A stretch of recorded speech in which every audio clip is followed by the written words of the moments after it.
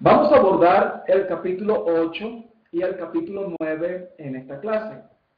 Estos capítulos se refieren a palabras del apóstol Pablo con la intención de motivar a la iglesia en Corintio a involucrarse o participar de una colecta especial por motivo de ayuda a hermanos en la región de Judea y especialmente hermanos cristianos de la iglesia en Jerusalén. Entonces, capítulo 8 y el capítulo 9. No es necesario que leamos los dos capítulos. Como les dije, la intención de estos capítulos es motivar a la participación de esta colecta especial. Y también podemos, como aplicación, ser una motivación para nosotros de ayudar a los necesitados, a practicar la benevolencia, la ayuda a los pobres. Bueno, vamos a leer los primeros 9 versículos del capítulo 8 y luego vamos a pasar al capítulo 9 desde el versículo 6. Leamos entonces el capítulo 8. Bueno, antes de leerlo,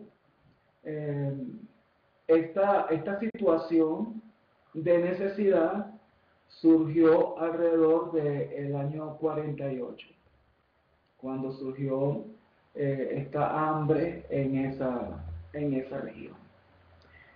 Y esa es la razón, pues, como les dije, esa es la razón por la cual Pablo escribe estos 2 capítulos a la iglesia de Corintios, para que ellos también participen, pues, o se involucren en esta obra de amor. Es parte de la expresión de gracia, como lo vamos a ver ahora. Bien, leamos entonces. Capítulo 8, 2 de Corintios. Ahora, hermanos, os damos a conocer la gracia de Dios que ha sido dada en las iglesias de Macedonia. Así empieza pues la motivación del apóstol. Miren, quiero darles a conocer la gracia de Dios que ha sido dada en las iglesias de Macedonia. Esta palabra gracia, ya la hemos estudiado, viene de la palabra griega charis, que significa don o dar, y en su connotación más profunda es un dar a alguien, es una acción de dar a alguien que no merece ese regalo o esa expresión del dar. Pablo dice: ahora, hermanos, os damos a conocer la gracia de Dios que ha sido dada en las iglesias de Macedonia. Pues en medio de una gran prueba de aflicción, abundó su gozo y su profunda pobreza sobreabundó en la riqueza de su liberalidad. Porque yo testifico que según sus posibilidades, y aún más allá de sus posibilidades, dieron de su propia voluntad, suplicándonos con muchos ruegos el privilegio de participar en el sostenimiento de los santos.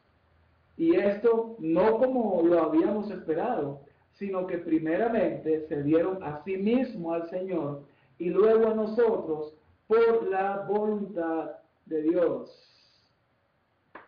Qué hermoso los hermanos en Macedonia, probablemente hermanos en Filipos y Berea. Y bueno, ¿por qué no? Pues también Tesalónica seguro aportó. Cuando habla de hermanos en Macedonia, está hablando de toda esa región, toda esa región donde Pablo comenzó pues su ministerio cuando en su segundo viaje misionero llegó a Europa, pues, por primera vez. Bien, ¿qué aprendemos de ellos? ¿O qué aprendemos del dar? El dar tiene una condición previa, ese dar de gracia. Uno puede dar por motivos personales, para sacar provecho de algo, uno pudiera dar. Por ejemplo, para tener una buena imagen ante ciertas personas, podemos nosotros dar. Otro ejemplo, a veces hacen eventos para recolectar dinero y aparecen allí los que están llevando a cabo el evento, presentando a las personas que dan, diciendo que fulano de tal dio tanta cantidad de dinero, y todo eso pues le sirve de publicidad y les sirve de buscar tener un testimonio aceptable ante la sociedad en el cual ellos ofrecen sus productos, ¿no? Bien, pero en este caso, lo que es dar relacionado con la gracia, es un don especial. Por eso es que el apóstol Pablo dice, os damos a conocer la gracia de Dios que ha sido dada en las iglesias de Macedonia. Que queremos que sepan que el don que Dios le dio a los hermanos en Macedonia, el don de la generosidad, ese es un don muy especial y hermoso, porque es un don que hace el bien a otros, de una manera que pueda ayudar en la necesidad de otros. Veamos la expresión de este don. Este don, fíjense, que la iglesia en Macedonia era una iglesia de profunda pobreza. Había necesidades también allá en Macedonia. Pero cuando se tiene el don, aún en medio de pruebas, aún en medio de esas necesidades profundas, cuando se tiene el don, uno quiere dar a otros. A veces quitarse el pan de su boca para dárselo a otros. Eso es lo que es el don de generosidad. Y fue un don dada a las iglesias en Macedonia. A pesar de esa profunda pobreza en ellos, probablemente el apóstol Pablo no quiso involucrarlos por su situación, pues claro está. Sin embargo, ellos suplicaron, dice, con muchos ruegos, dice, suplicándonos con muchos ruegos, el privilegio, el que tiene el don de generosidad, considera el dar como un privilegio. Es algo que lo llena, es algo que lo satisface el dar. Fíjense, lo contrario a este don es la avaricia. Es todo para sí mismo, solo para él, guardar para solo él. Es lo contrario a este don maravilloso, un don del Espíritu Santo, el don de la generosidad. Entonces, como pueden notar, hermanos, los macedonios, a pesar de su situación muy difícil, muy crítica, ellos rogaron, suplicaron al apóstol que les permitieran participar de este privilegio. Qué hermoso don. Qué bonito es que cada congregación tuviera algunos hermanos con este don. Porque es motivo de entusiasmo, de ánimo, de ver hermanos generosos o que tengan este don, el don de la generosidad. Este don se expresa primeramente porque el que tiene el don de la generosidad, y repito, el don de la generosidad no busca darle publicidad a su imagen, no lo hace por el que dirán, lo hace sencillamente porque su don sale de su corazón.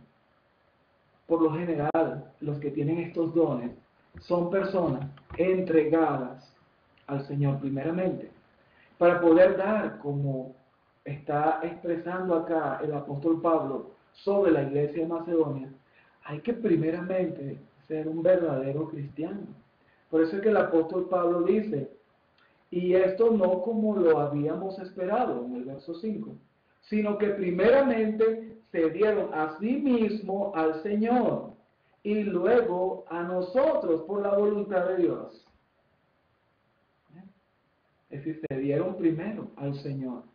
Entonces toda persona, todo hermano que da generosamente, sin esperar nada a cambio, solo por el placer, por considerarlo un privilegio, es porque esa persona está primeramente entregada al Señor y ve su generosidad como un aporte al reino, como un aporte a la extensión del mensaje de Dios, como un aporte para ayudar al crecimiento de la iglesia. En consecuencia, dice el apóstol en el verso 6, en consecuencia, rogamos a Tito que como él ya había comenzado antes, así también llevara a cabo en vosotros esta obra de gracia. ¿Sí? Entonces Tito es el mensajero que enviado por el apóstol Pablo y reconocido por las iglesias. Es decir, era un hombre digno de confianza, ese compañero fiel de Pablo, Tito. Era un hombre digno de confianza. Entonces él había recogido pues las ofrendas en diferentes partes y ahora estaba no solamente enviando la carta dura de Pablo, sino que también estaba motivando o llevando esa motivación de recolectar u ofrendar para las necesidades de los hermanos en Jerusalén y en la región de Judea en general. Versículo 7, mas así como vosotros abundáis en todo, en fe, en palabra, en conocimiento, en toda solicitud y en el amor que hemos inspirado en vosotros, ved que también abundéis en esta obra de gracia. Bueno, qué hermoso es que los cristianos seamos completos en toda nuestra manera de vivir. El apóstol Pablo le da un elogio acá, ¿verdad?, a los corintios y les dice que abundan en todo, en fe, en palabra, en conocimiento, en toda solicitud y en el amor que hemos inspirado en vosotros. Pero hay algo también que falta. Abunden también en esta obra de gracia. Involúcrense en la participación de estas ofrendas para los hermanos en Jerusalén. Involúcrense a favor de otros. Versículo 8, no digo esto como un mandamiento, sino para probar por la solicitud de otros también la sinceridad de vuestro amor.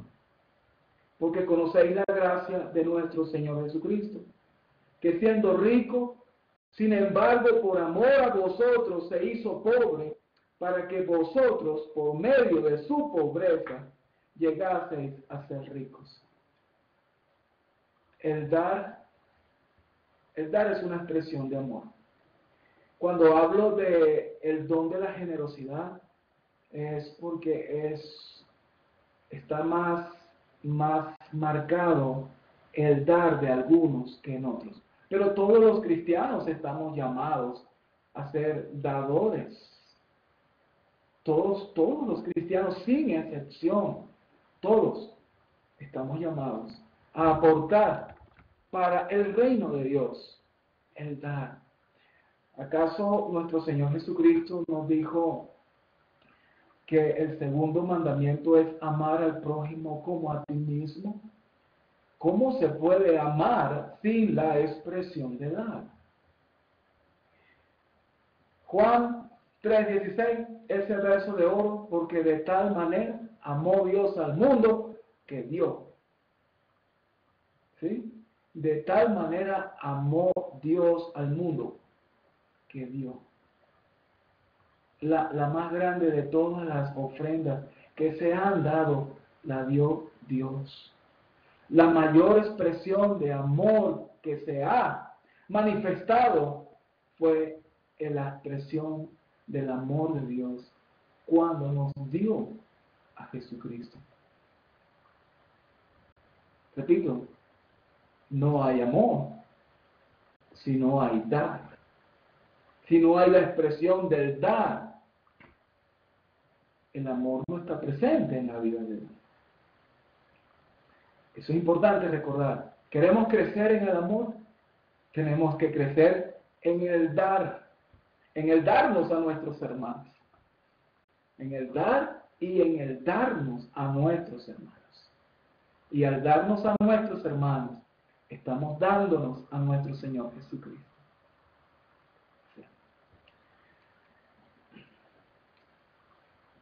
El apóstol, dentro de esta motivación, él dice que no es un mandamiento, eso es, el amor es un mandamiento, pero expresar el amor por medio de participar en alguna actividad específica. Por ejemplo, un hermano puede estar involucrado en el dar en un ministerio y se abstiene de dar en otro ministerio.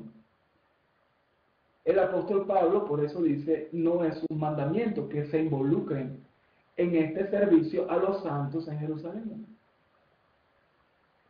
Él no está diciendo como un mandato, sino que sea una expresión propia de ellos, para que así la expresión del amor de ellos sea una expresión de amor grande, que verdaderamente es una iglesia que ama a todos.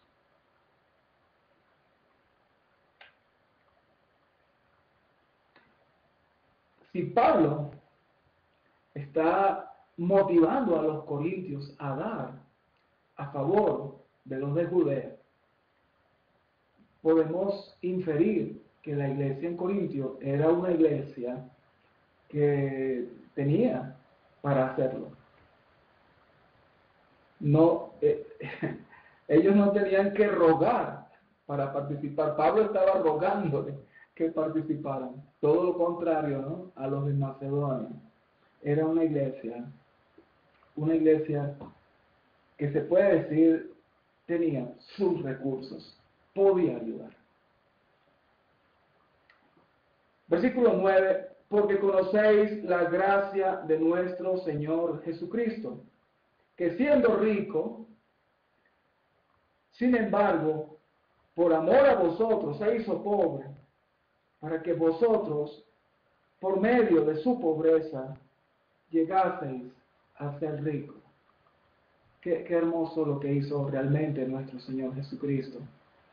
Él, en su gloria eterna, Él estaba en una naturaleza similar al del Padre y al Espíritu Santo. Y Él deja su naturaleza. Él renuncia a esa riqueza y se hace un ser humano como nosotros. Él se despoja de su gloria para hacerse hombre. Y estando en la condición de hombre, Él no consideró ser igual a Dios como cosa que aferrarse, ¿no? Dice Pablo Filipenses, sino que se despojó a sí mismo tomando forma de hombre, de siervo, hasta la muerte por nosotros. Entonces, si hay alguien que siendo rico, de verdad lo que es la expresión rico, se despojó de su riqueza, se hizo pobre, para que nosotros fuésemos enriquecidos con la gloria de Dios. Aquí yo digo amén, ¿no? Para que seamos enriquecidos con la gloria de Dios. Esa es la expresión de amor de Dios por nosotros al darnos a Jesucristo. Qué hermoso. Pasemos ahora al capítulo 9 y leamos desde el versículo 6. Pero esto digo, el que siembra escasamente, escasamente también segará, y el que siembra abundantemente, abundantemente también segará. Bueno, son pasajes muy conocidos, porque cada domingo, o por lo menos casi todos los domingos, los leemos para motivar a los hermanos a ofrendar. Y esto es un principio que nos deja el Espíritu Santo. Y es un principio que podemos ver en nuestra vida cotidiana. Aquí en especial el apóstol Pablo está poniendo pues el ejemplo de las cosechas. Si sembramos poco, bueno, vamos a recoger poco, pero si sembramos una gran extensión de tierra, vamos a recoger abundantemente. Es un principio. No es necesario leer la Biblia para darnos cuenta de este principio. Pero lo que sí está aquí detrás es que en lo espiritual, cuando sembramos en lo espiritual, recogemos también en lo espiritual. Las ofrendas, aunque son materiales, hay un principio que es el corazón. Cuando nuestro corazón sembramos buenas actitudes, sembramos abundante amor para con todos, vamos a cosechar abundantemente. También pudiera ser aplicado si ayudamos, mientras más somos generosos, somos dadores, el Señor también de alguna manera nos provee la medida, como es, apretada y rebosante, como dijo nuestro Señor Jesucristo. Es un principio, es un principio de Dios, de la vida, aplicado pues a nuestra vida espiritual específicamente, pero también con aplicaciones en lo material.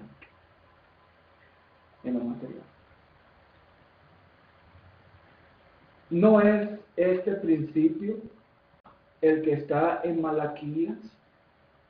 Cuando el Señor dice, pruébenme en esto y lleven los diezmos al alfolí, y yo os abriré las ventanas de los cielos y derramaré bendición tras bendición hasta que sobreabunde.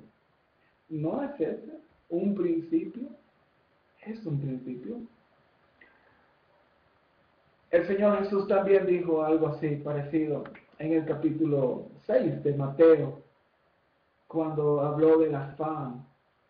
Él dijo que, bueno, más que todo que no nos preocupemos, que más bien sembremos en el reino de Dios y su justicia, y todas las demás cosas van a ser añadidas. Entonces, hermanos, hay principios,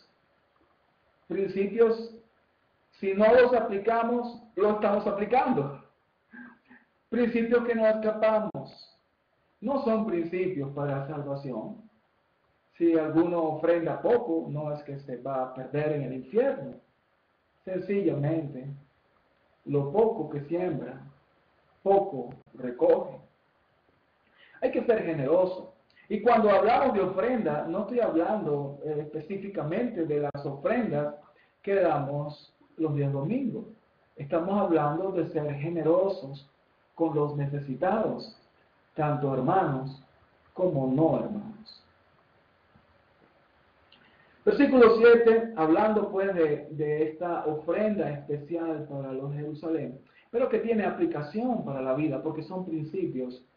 Dice que cada uno dé como propuso en su corazón, no de mala gana, ni por obligación, porque Dios ama al dador alegre.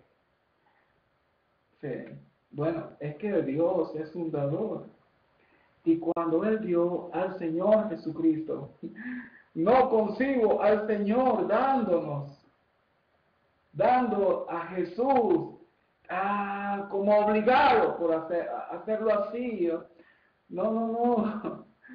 Él lo hizo por amor a nosotros. Él quiere que le imitemos. Él nos dio a Jesús por amor a nosotros. Dios ama al dador alegre. Él se despojó de algo valioso, de la compañía de Jesús en su propia naturaleza. Se despojó de esa gloria para hacerse hombre. Y ahora Jesucristo está en la presencia de Dios, hombre, con un cuerpo transformado, claro está, el cuerpo que recibiremos también nosotros el día de la resurrección. Entonces Dios ama al dador alegre porque Él es un dador alegre, generoso, pues su motivación es el amor. Versículo 8, y Dios puede hacer que toda gracia, ¿verdad? Todo don, todo lo que ofrecemos, cuando nosotros damos algo a alguien, sin esperar nada a cambio, sin pensar si esa persona lo merece o no lo merece, cuando nosotros damos, eso se llama gracia. Como dije pues al principio de la clase. Y dice que Dios puede hacer que toda gracia abunde para vosotros, a fin de que teniendo siempre todo lo suficiente en todas las cosas, abundéis para toda buena obra. El principio, nuevamente, todo esto es el principio que les he estado hablando de la siembra y la cosecha. Dios, al ver un dador alegre, un dador generoso, entonces Dios le da más para que sobreabunde esa gracia. Es decir, no es que nos da para nosotros retenerlo, sino que Dios nos sigue dando para que nosotros sigamos en la gracia, dando gracia. ¿Okay? Entonces, es algo que se mueve, es un continuo movimiento. Dar, recibimos, damos, recibimos de parte del Señor. Qué bello principio. Y Dios, otra vez, versículo 8, y Dios puede hacer que toda gracia abunde para vosotros, a fin de que teniendo siempre todo lo suficiente en todas las cosas, abundéis para toda buena obra. Y el apóstol Pablo toma un pasaje del Salmo 112, el verso 9, como está escrito. Él esparció, dio a los pobres, su justicia permanece para siempre. Verso 10, y el que suministra semilla al sembrador y pan para su alimento, suplirá y multiplicará vuestra sementera y aumentará la siega de vuestra justicia. Seréis enriquecidos en todo, para toda liberalidad, la cual por medio de nosotros produce acción de gracias a Dios. Es decir, que en este dar, hermanos, en este continuo de dar y recibir, Dios está presente constantemente. Ahí está el Señor. multiplicando nuestra sementera, dice, multiplicando vuestra sementera. Dice, aumentará la siega de vuestra justicia. En otras palabras, son obras justas, el dar a los necesitados. Eso es sembrar en el cielo, no en la tierra, ayudar a los necesitados. Versículo 12, porque la administración de este servicio no solo suple con plenitud lo que falta a los santos, sino que también sobreabunda a través de muchas acciones de gracias por la prueba dada por esta administración. Glorificarán a Dios por vuestra obediencia a vuestra confesión del Evangelio de Cristo y por la liberalidad de vuestra contribución para ellos y para todos, mientras que también ellos, mediante la oración a vuestro favor, demuestran su anhelo por vosotros debido a la sobreabundante gracia de Dios en vosotros. Gracias a Dios por su don inefable. Nosotros cuando participamos en el dar, cuando expresamos nuestra generosidad en ayudar, no tenemos el conocimiento total de todo el beneficio que pueda ofrecer estas acciones de gracia. Dice el apóstol que no solamente, ¿verdad?, para los santos, ¿verdad?, como no solamente suple, dice aquí la expresión, no solamente suple con plenitud lo que falta a los santos, sino que también sobreabunda a través de muchas acciones de gracias.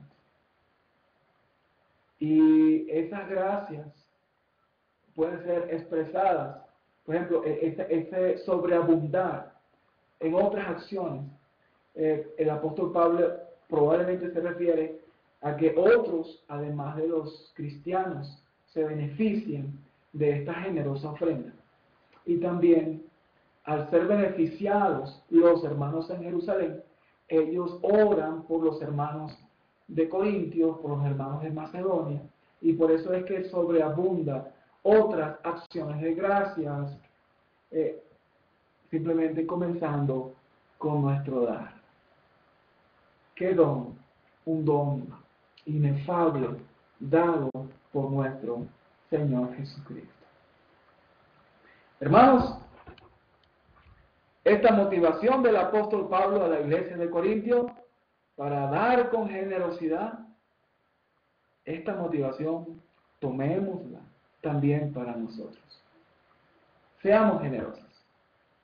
Si nos piden que les ayudemos a cargar una milla, carguemos 2, hermanos. Seamos generosos.